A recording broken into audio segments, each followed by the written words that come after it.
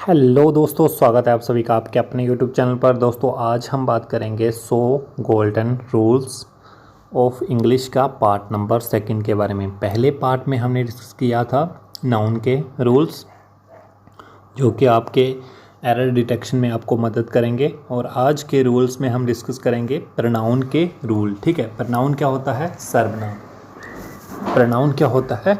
सर्वनाम। इसमें हमने लगभग 10 से 12 रूल आपको बताएंगे और आप जो है वो इस वीडियो को लास्ट तक देखिएगा। और इस वीडियो की यदि आपने पीडीएफ डाउनलोड करनी है तो आप हमें टेलीग्राम ग्रुप पर ज्वाइन कर सकते हैं।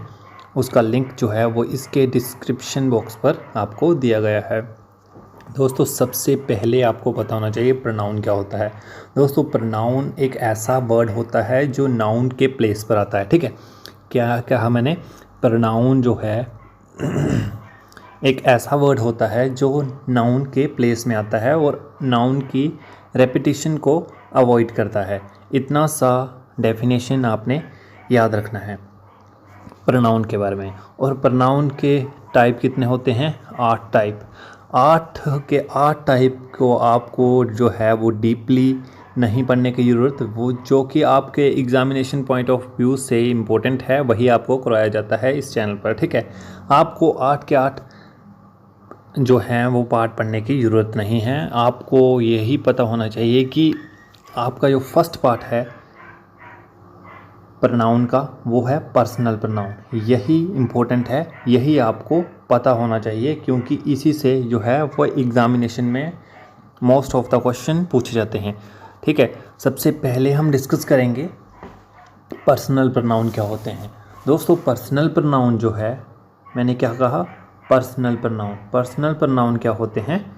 पर्सनल प्रोनाउन होते हैं I, we, you, it, he, she और दे। ये जो हैं वो पर्सनल प्रोनाउन आपको दिए गए हैं। 7 जो हैं आपके पर्सनल प्रोनाउन होते हैं। और पर्सनल प्रोनाउन के साथ साथ आपको ये पता होना चाहिए कि ये जो हैं वो आपके कितने केसेस में यूज़ होते हैं। यही पर्सनल प्रोनाउन आपके यूज़ होते हैं 3 केसेस में। ठीक है, एक सब्जेक्ट के तौर पर, एक ऑब्जेक्ट के तौर पर और एक मिडल पोजेसिव फॉर्म की तौर पर। ठीक है, जैसे मैंने आपको बताया आई, फिर आता है आपका वी, फिर आता है यू, फिर आता है ही, फिर आता है शी ही, फिर आता है इट, फिर आता है दे। ठीक है, ये मैंने आपको 7 के 7 बताए। और ये आपके हैं पहले 2 जो हैं वो यूज़ होते हैं फर्स्ट पर्सन के लिए, ये आपने याद रखना है, फर्स्ट पर्सन के लिए। और यू जो यूज़ है वो यूज़ होता है सेकंड पर्सन के लिए। और लास्ट के जो हैं ये 3 ही, शी, इट, ये यूज़ होते हैं थर्ड पर्सन के लिए। ठीक है, और ये जो सारे हैं ये होते हैं सिंगुलर के लिए यूज़। ठीक है, सिंगुलर के लिए यू के अलावा सिंगुलर के लिए, और यू और दे होते हैं प्लूरल के यूज़। ठीक है, समझ में आया? ये जो आई, वी है ये फर्स्ट पर्सन, और you second person, he, she, it third person. ठीक है, और यू और दे आपके प्लूरल फॉर्म में यूज़ होते हैं, और आई, वी, ही, शी, इट जो है वो सिंगुलर यूज़ होते हैं। ठीक है, अब आपको पता होना चाहिए कि सब्जेक्टिव केस क्या होता है। सब्जेक्टिव केस क्या होता है?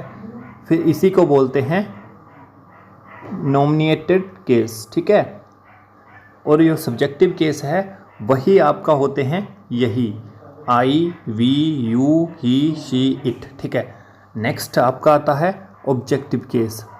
दोस्तों सब्जेक्टिव केस वही है जो आपका सब्जेक्ट के तौर पर यूज़ होता है। दूसरा है ऑब्जेक्टिव केस और तीसरा है पॉजेसिव केस। ठीक है, पॉजेसिव ऑब्जेक्टिव केस की बात आती है तो ऑब्जेक्टिव केस, इसे मैंने रब करके बताता हूँ आपको क्या है। पहला सब्जेक्टिव केस है आई, फिर वी, फिर यू, फिर ही, फिर शी, इट और दे। ठीक है, ये आपके आगे subjective case.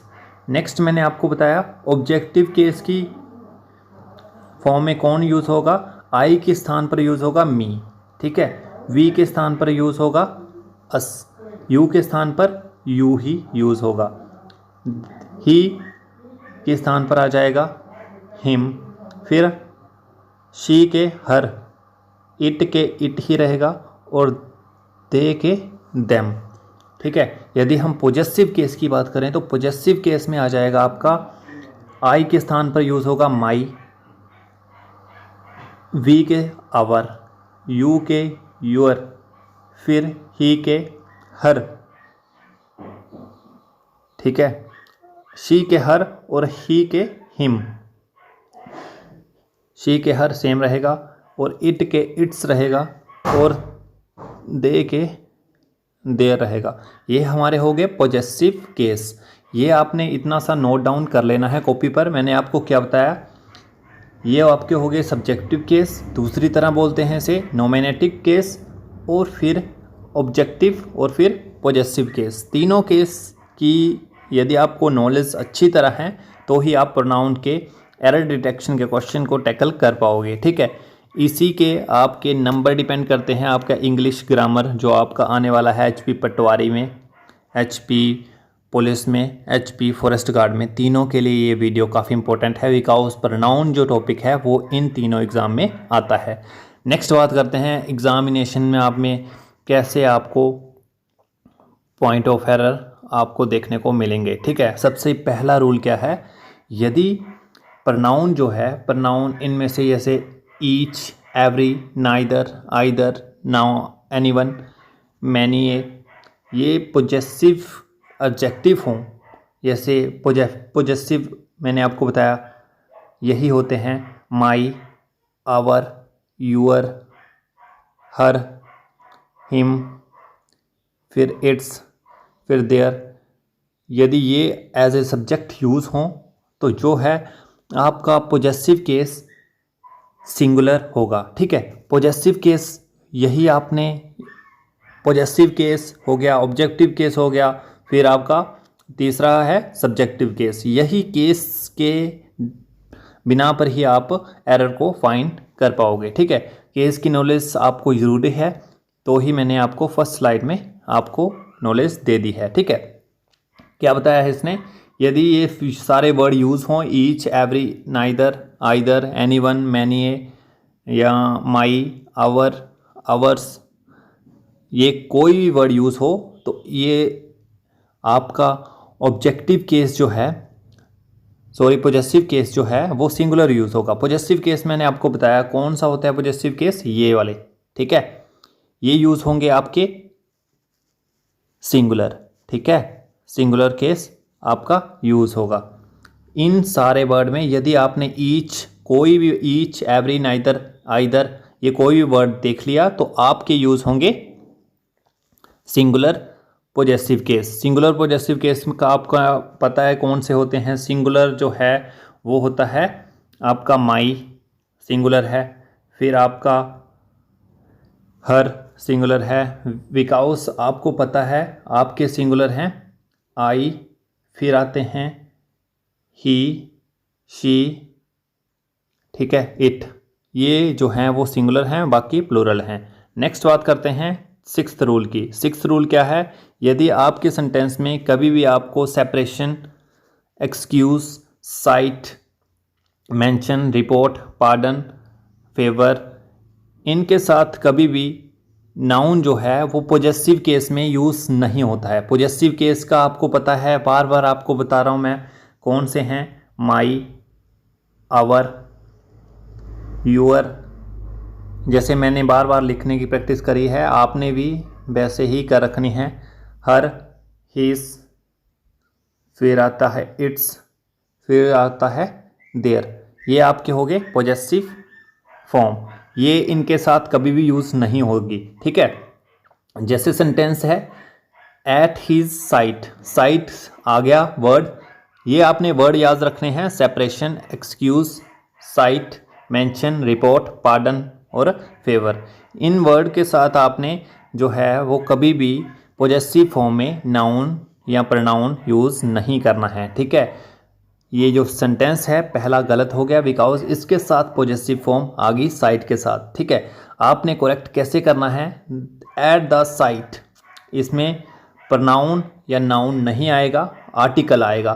The site of him the rover fled. Fled क्या होता है आपको ये भी पता होना चाहिए, वोकैबुलरी आपकी तेज हो जाएगी। फ्लीड होता है भाग जाना। ठीक है, रोबर जो है वो साइड से चोरी करके भाग गए। नेक्स्ट है सेवंथ क्या है, बोथ। जब भी आपको बोथ देखेगा, बोथ हमेशा फॉलो होगा एंड से, ना कि एज वेल एज से। बिकॉज आपको एग्जामिनेशन में आपको देखने को मिलेगा वहाँ पर बोथ को हमेशा एज वेल एज के द्वारा ही फॉलो करवाया जाता है। तो आपने हमेशा ए में एरर फाइंड आउट करना है क्योंकि आपने रूल पढ़ लिया है। ये आज से ये गलती नहीं होनी चाहिए, इसे डबल स्टार मार्क कर लीजिएगा बिकॉज काफ़ी इम्पोर्टेंट है और यही जो है वो क्वेश्चन बार बार एग्जामिनेशन में आता है। बोथ जो है वो फॉलो होगा एंड से, ना कि एज वेल एज से। तो इसमें आपका एरर सीधा पार्ट ए में है बिकॉज बोथ जो है वो फॉलो होगा एंड से, ना कि एज वेल एज से। ठीक है, नेक्स्ट बात करते हैं 8th रूल की ओर चलते हैं। 8th रूल क्या है, which is used in the place of who when we are referring to the choice between 2 और मोर थिंग्स और पर्सन। जब भी आपको भीड़ में से या कहीं भी क्राउड है या कहीं भी आपको मीटिंग है उसमें आपने किसी भी पर्सन को या थिंग को चूज़ करना हो, चॉइस की सेंटेंस में आपने यूज़ करना है विच। ठीक है, जब भी आपने चॉइस करनी है किसी टू थिंग्स में, किसी 2 चीज़ों में, किसी 2 पर्सन में, तो आपने यूज़ करना है हु, यूज़ नहीं करना है, आपने यूज़ करना है विच को यूज़ करना है। ऐसे आपका एग्जामिनेशन में एरर आएगा। क्वेश्चन है of the 2 sisters who is more intelligent, no error. ठीक है, तो हु नहीं आएगा, इसमें कट करके आएगा विच आएगा, विच यूज़ होगा।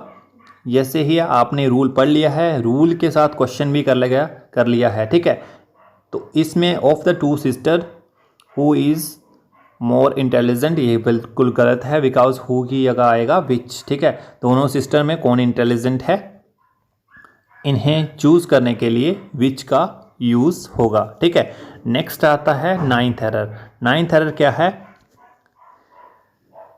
If 2 antecedent are joined by and one being a human और other being an या नॉन लिविंग थिंग होगी या एनिमल होगा, तो रिलेटिव प्रोनाउन का यूज़ होगा। ठीक है, अब आपको रिलेटिव प्रोनाउन का भी कंसेप्ट जो है वो क्लियर करना होगा। रिलेटिव प्रोनाउन क्या होते हैं, रिलेटिव प्रोनाउन के लिए आपने सिर्फ और सिर्फ याद रखना है who is the relative pronoun. ठीक है, हु हो गया, विच हो गया, ठीक है, फिर आपका हुज हो गया, हुज, हुम, फिर आपका हो गया दैट।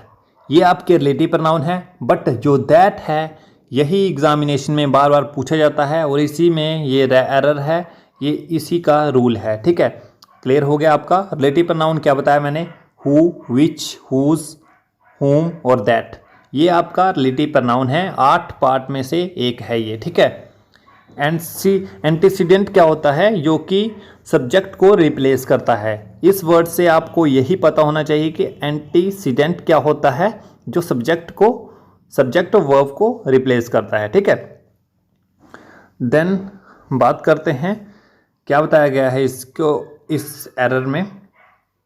एरर देख लीजिए आप, जो सेंटेंस में दिया गया है, द मैन और हिज डॉग हु आई सा येस्टरडे हैव बीन किडनैप्ड।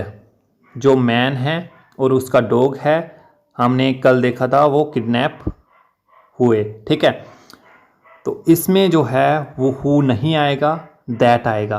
ठीक है, दैट का यूज़ होगा बिकॉज किसी भी, इसमें बताया गया है किसी भी ह्यूमन बीइंग या एनिमल के लिए या नॉन लिविंग थिंग के लिए यदि ये चीज़ें आती हैं तो इसमें रिलेटिव प्रोनाउन कौन सा यूज़ होगा, वो होगा आपका दैट वाला यूज़ होगा। तो दैट्स वाई हु कट जाएगा और हु वाले पार्ट में एरर हो जाएगा। आपको इसमें बताया जाएगा कि इसका तोड़, जैसे मैन और हीज डॉग में आ जाएगा ए पार्ट और बी पार्ट यहाँ तक और सी पार्ट यहाँ तक, तो आपने करेक्ट चूज़ करना है बी पार्ट में एरर है, ठीक है। एरर डिटेक्शन के क्वेश्चन आपको इस प्रकार से देखने को मिलेंगे। देन बात करते हैं क्वेश्चन आपका रूल नंबर 10। रूल नंबर 10 क्या है, हु, हुम और दैट आपके रिलेटिव प्रोनाउन है। जैसे कि आपने प्रीवियस स्लाइड में देखा, रिलेटिव प्रोनाउन आपके हु, हुम और दैट हैं। इसमें आपने डिफरेंस देखना है क्या है। जो रिलेटिव प्रोनाउन हुम है वो आपका whom is used to replace human object, ठीक है। और who जो है वो आपका सब्जेक्ट ऑफ सेंटेंस को रिप्लेस करता है।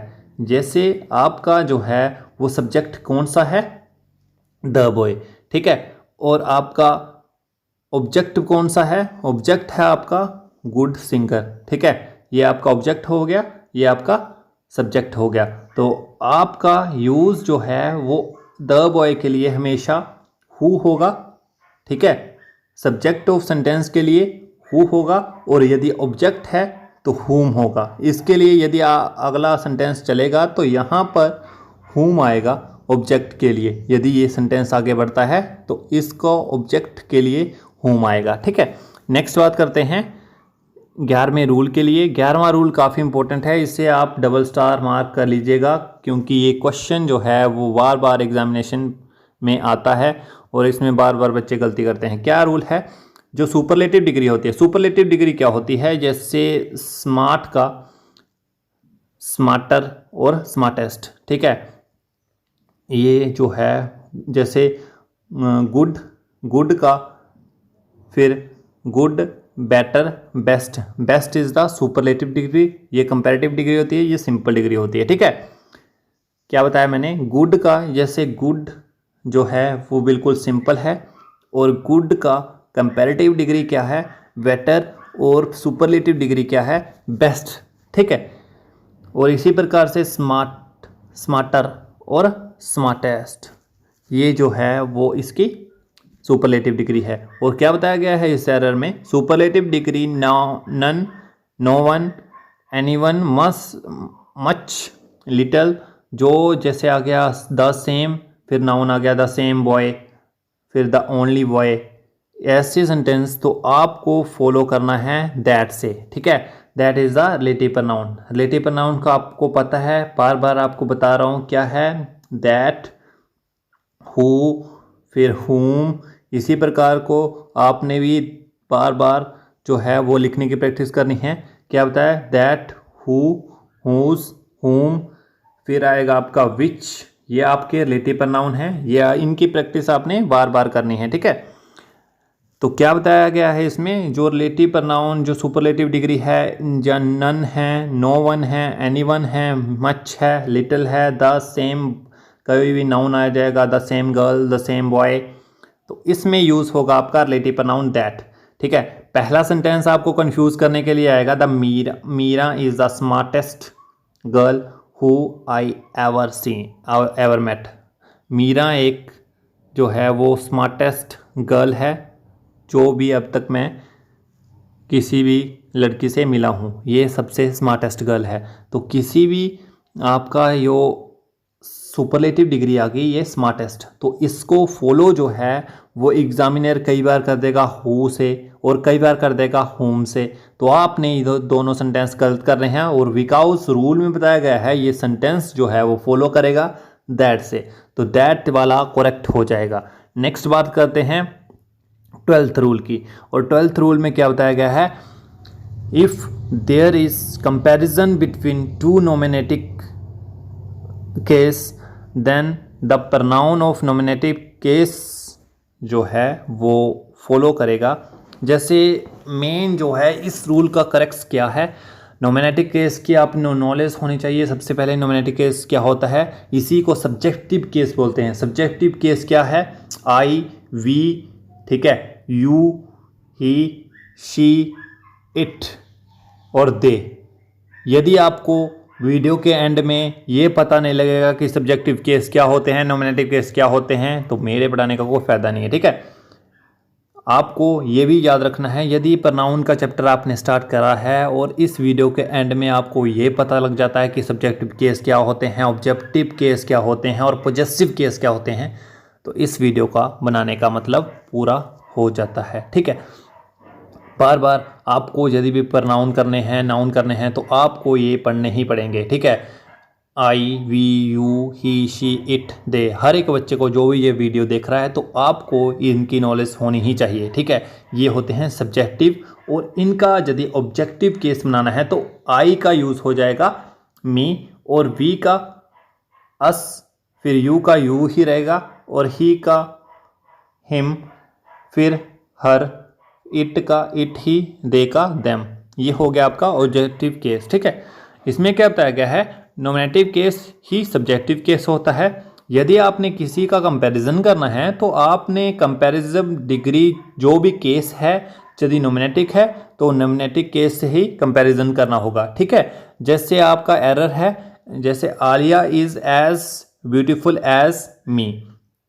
ये जो है मी जो है और आलिया है, आलिया कोई भी, जैसे ये नॉमिनेटिव केस है, सब्जेक्टिव केस बिकॉज ये सब्जेक्ट के तौर पर यूज़ हो रहा है तो सब्जेक्टिव केस हो गया ये। और सब्जेक्टिव ये क्या, ये सब्जेक्टिव केस है, ये है ऑब्जेक्टिव केस। ठीक है, ऑब्जेक्टिव केस है ये मी। जैसे आपने देखा कि I, we, you, he, she, it और दे, ये हो गया आपके सब्जेक्टिव केस। और आई का होगा मी और इसका अस, फिर यू, मेरे साथ साथ आप भी रिपीट करिए, इसका होगा आपका हर, हिम या हीज। ठीक है, और इसका हर, इसका इट और इसका देम। ठीक है, तो यदि ये सब्जेक्टिव केस है तो यहाँ भी सब्जेक्टिव केस ही यूज़ होगा, ना कि ऑब्जेक्टिव केस। ठीक है, तो हिम, आलिया का जो है वो, इसमें आपने मी की जगह यूज़ करना है। मी का सब्जेक्टिव केस क्या होता है, मीन्स नॉमिनेटिव केस क्या होता है, आई। मी का नॉमिनेटिव केस क्या होता है, आई। तो आपने यहाँ पर आई का यूज़ करना है, इसी पार्ट में आपका एरर है। देन बात करते हैं नेक्स्ट रूल की, when a pronoun is used as a complement of the verb to be, it should be in the nominative case. ठीक है, इसमें क्या बताया गया है, जब भी आपने, वही रूल है, कंपैरिजन वाला ही रूल है, जब भी आपने किसी वर्ब को, प्रोनाउन को as a complement of verb use करना है तो आपका नॉमिनेटिव केस ही आएगा। ठीक है, इसमें जैसे सेंटेंस दिया गया है, if I were her, if I वर हर। जैसे ये आई का मेन जो है इस रूल में, वही आपको पता होना चाहिए कि कौन से केस यूज़ होते हैं। जैसे कोई भी आपका सेंटेंस है तो आपने सबसे पहले देखना है, कई बार ये आ जाता है कि कोई भी ऐसे आपको आ जाएगा, if I were her I would not do it, मैं उसकी जगह पर होता तो मैं ऐसा काम नहीं करता। ठीक है, आई का सबसे पहले आपको केस पता होना चाहिए, ये होता है सब्जेक्टिव केस, और हर जो है वो नॉमिनेटिव केस। आई जो है वो है सब्जेक्टिव केस। पहले सेंटेंस में देखा, यदि सब्जेक्टिव केस है तो बाद में भी आपका सब्जेक्टिव केस ही आएगा। तो इसी रूल में भी वही है, यदि ये सब्जेक्टिव केस है तो ये ऑब्जेक्टिव केस यूज़ नहीं होगा, ये सब्जेक्टिव केस से ही फॉलो होगा। यही आपने रूल हमेशा याद रखना है। सेंटेंस में एरर देखने का सबसे मेन तरीका यह है कि आपने देखना है सबसे पहले आई जो है वो कौन सा केस है। आई का केस है आपका, मैंने बार बार आपको बताया कि सब्जेक्टिव केस है, नॉमिनेटिव केस है। ठीक है, यदि नॉमिनेटिव केस है तो इसका यूज़ जो है, यदि सब्जेक्ट का ऑब्जेक्ट है वो किसी और केस में नहीं जाएगा, सेम केस में जाएगा। यदि सब्जेक्टिव केस है ये भी सब्जेक्टिव केस में जाएगा, यदि ये ऑब्जेक्टिव केस है ये भी ऑब्जेक्टिव केस में जाएगा, पॉजेसिव है तो पॉजेसिव में जाएगा। ठीक है, सब्जेक्टिव केस है तो आई, इसका आई का जो हर है वो कौन सा है, ऑब्जेक्टिव केस। तो हर का सब्जेक्टिव केस कौन सा है, शी। ठीक है, इस वीडियो के एंड में आपको ये पता चल जाएगा कि सब्जेक्टिव केस क्या है और ऑब्जेक्टिव केस क्या है, बिकॉज सारे रूल्स जो है प्रोनाउन के यहीं पर ख़त्म हो रहे हैं, सब्जेक्टिव केस, ऑब्जेक्टिव केस और आपका पॉजेसिव केस। नेक्स्ट बात करते हैं 14th रूल की। 14th रूल क्या बताया गया है, when a pronoun is used as a object of or preposition it should be objective case. ठीक है, यदि भी कोई भी प्रोनाउन जो है वो ऑब्जेक्ट के तौर पर यूज हो रहा है तो वहां पर ऑब्जेक्टिव केस ही आएगा। ठीक है, जैसे फॉर एग्जांपल लेट, ये जो है let you and I do it. चलो हम ये दोनों मिलकर करते हैं, let you and me do it.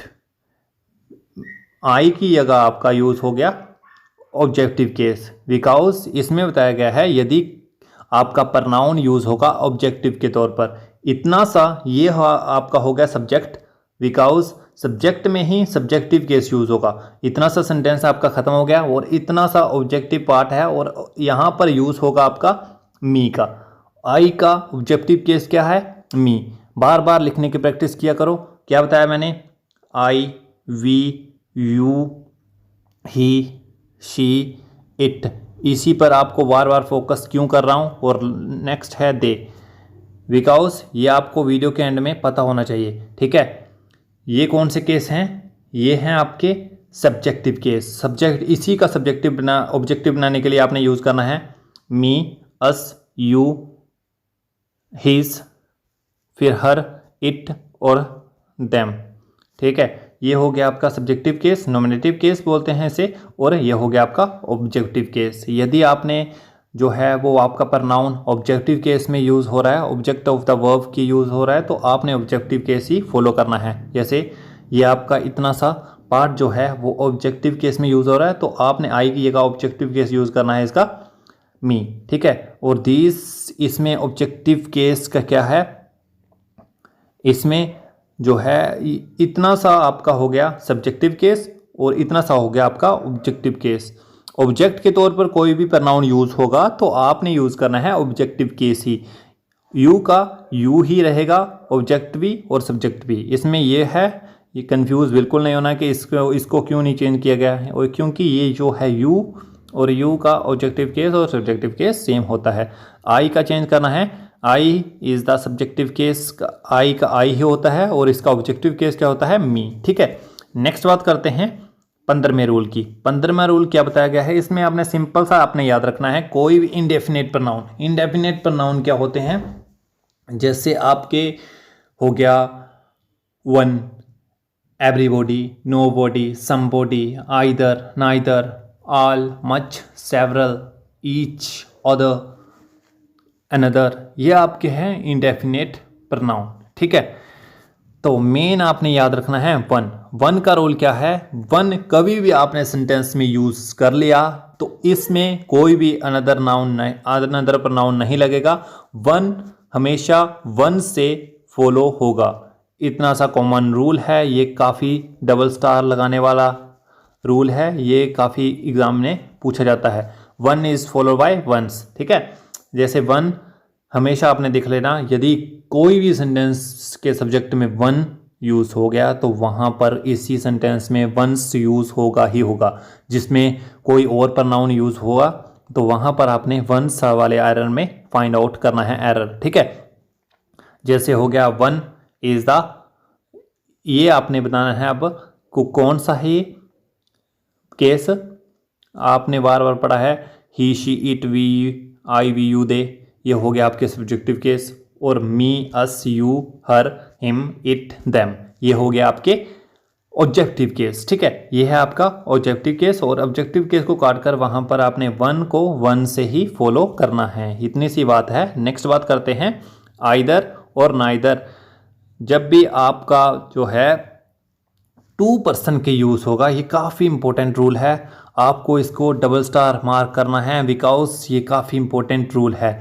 Either और नाइदर, जब भी आपको आइदर और नाइदर होगा यूज़ तो वहाँ पर हमेशा दो पर्सन या दो चीज़ों की बात की जाएगी, ठीक है। और एनी, वन और नन, वहाँ पर दो या दो से अधिक पर्सन की बात होगी, ठीक है। क्या बताया मैंने, आइदर और नाइदर। आइदर और नाइदर जो है वहाँ पर हमेशा दो पर्सन की बात होगी, और एनी, नो वन और नन, वहाँ पर हमेशा यूज़ होगा आपका दो से ज़्यादा पर्सन, ठीक है। वहाँ पर दो या तीन ऐसे यूज़ हो गए।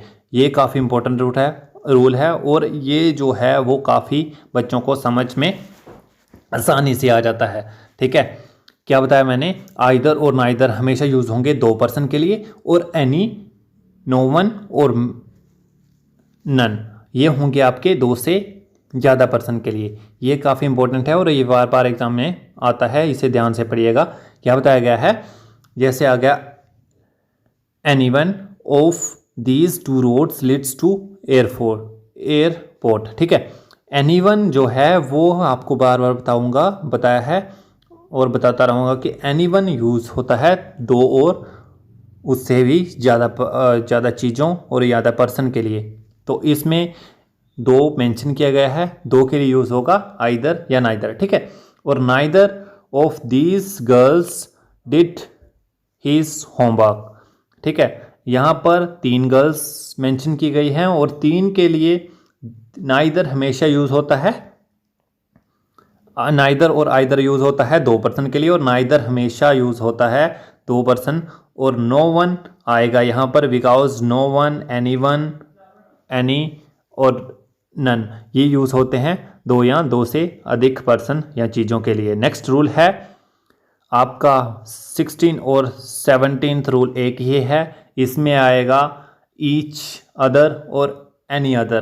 काफ़ी इंपॉर्टेंट है, इसे आप ट्रिपल स्टार से मार्क करिएगा और कॉपी पर नोट कर लिएगा। यदि आपने कॉपी पर नोट नहीं करना है तो मैंने आपको बार बार बताया गया है, यदि आपने कॉपी पर नोट नहीं करना है तो इसकी PDF डाउनलोड करने के लिए आपने हमें टेलीग्राम ग्रुप पर फॉलो करना है, जो कि हमारे डिस्क्रिप्शन बॉक्स पर आपको लिंक दे दूंगा, वहां पर जाकर आपने उसे फॉलो कर लेना है और इसकी PDF डाउनलोड करके पढ़ते रहना है अच्छे से। और यदि आपने बुक फॉलो करनी है तो बुक में वास्ट रूल दिए गए हैं, एक ही टॉपिक के कम से कम भी 20 से 25 रूल हैं और इसमें आप कंफ्यूज हो जाएंगे। और इस वीडियो में आपको जो है समअप करके बताया गया है कौन सा आपका रूल काफ़ी इम्पोर्टेंट है और वही आपको रूल बार बार आपके साथ डिस्कस किया जा रहा है। और ईच अदर जो है वो दो पर्सन के लिए और एनी अदर दो से ज़्यादा पर्सन के लिए। क्या बताया गया है, the two brothers loved one another. One another नहीं आएगा क्योंकि दो ही भाई हैं और इसको दो भाइयों के लिए ईच अदर, और यदि तीन भाई होते तो one another is the correct हो जाता, ठीक है। 17 और 16 रूल काफ़ी इंपॉर्टेंट है और ये काफ़ी बच्चों को समझ में आना चाहिए।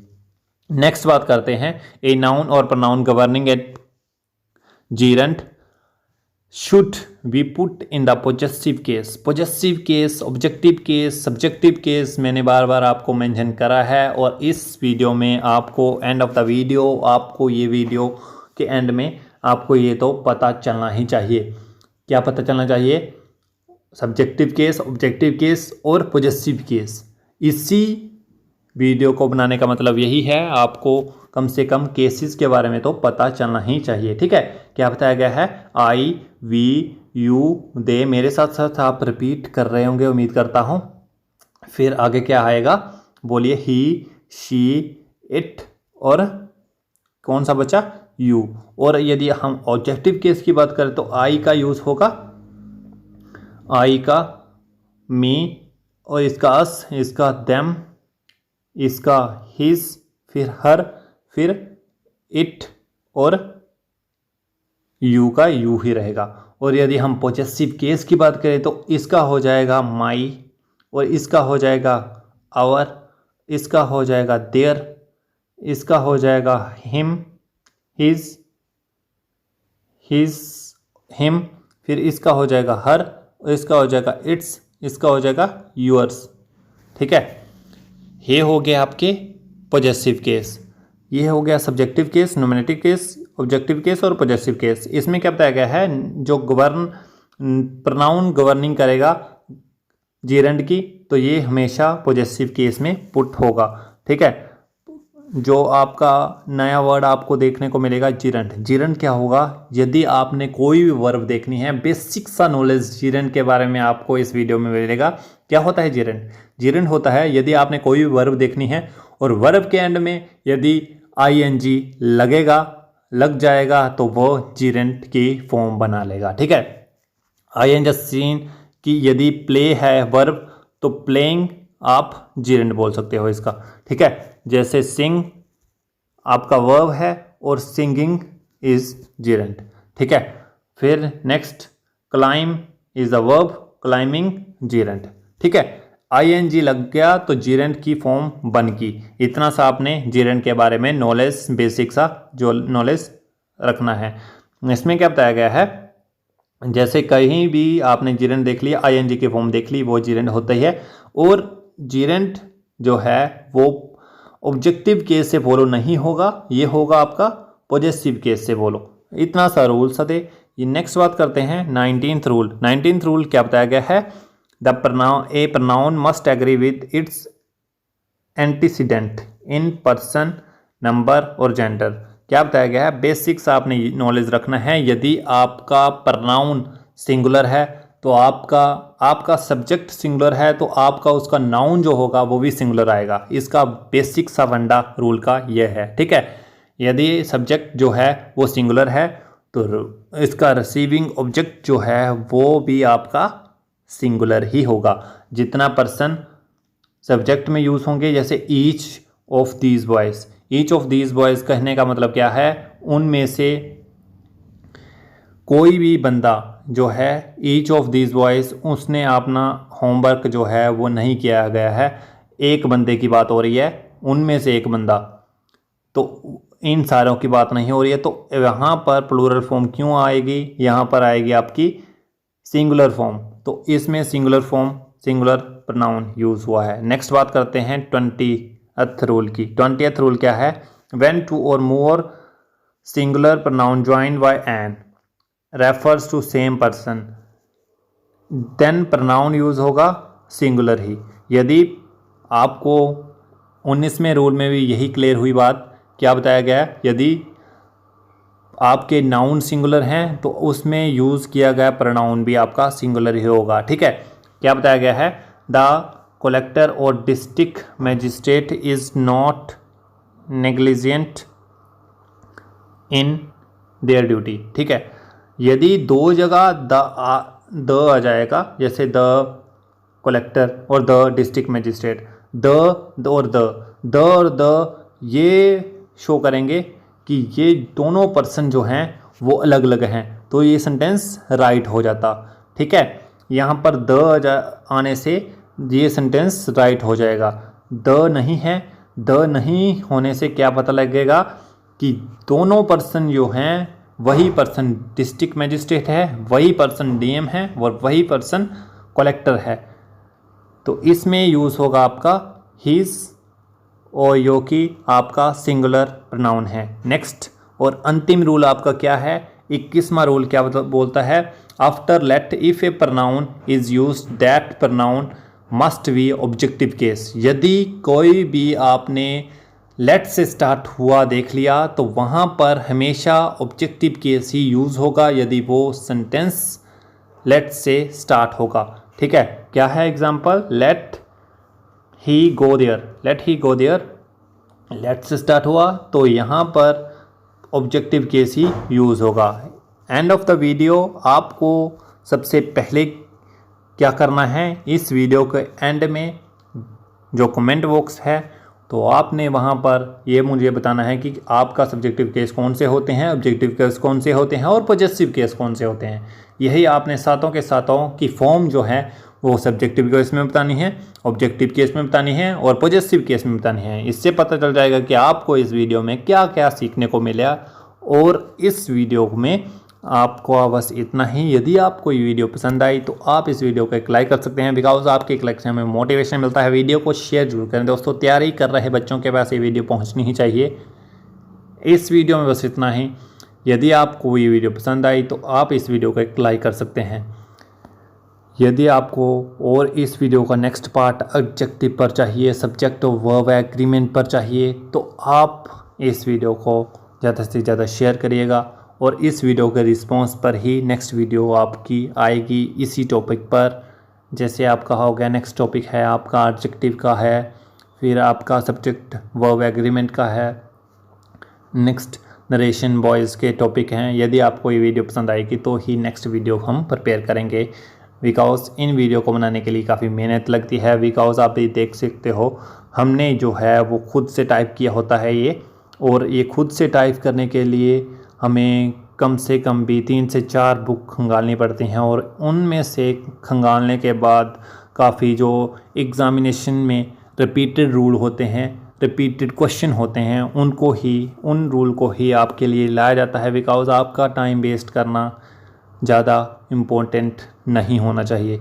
आपका टाइम वेस्ट इम्पोर्टेंट नहीं है हमारे लिए। यदि हम आपके लिए टाइम वेस्ट मीन्स स्टडी कर रहे हैं तो आपके जो है वो फ्रूटफुल रिज़ल्ट मिलने ही चाहिए। इस वीडियो में बस इतना ही, मिलते हैं नेक्स्ट वीडियो में। तब तक आप खुश रहिए, पढ़ते रहिए। धन्यवाद। जय हिंद, जय हिमाचल।